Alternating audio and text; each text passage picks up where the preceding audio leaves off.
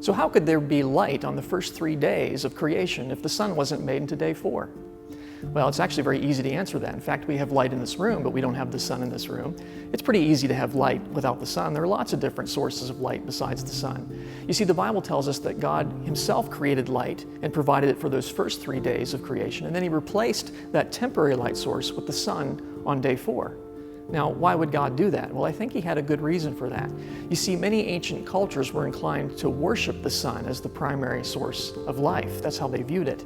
But God was saying, no, the sun is not the primary source of life. God's saying, I'm the primary source of life. And so he displaced the sun by several days so that the Hebrews would be less inclined to worship it as deity. In fact, God doesn't even give it a name in Genesis. He just calls it the greater light.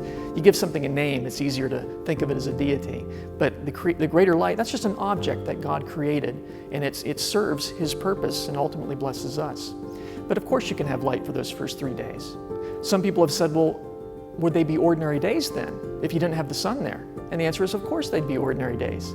You see, it's not the sun that determines the length of the day. It's primarily the rotation of Earth on its axis. As long as you have a rotating planet and light, you're going to have ordinary days and ordinary nights. Did we have a rotating planet for the first 3 days? Yeah, the Bible says there was evening and morning, the first day, the second day, the third day. Did we have a source of light for those first 3 days? And God said, let there be light, and there was light. So of course we did. And so of course those were ordinary days. And then God replaces that temporary light source with the sun on day 4.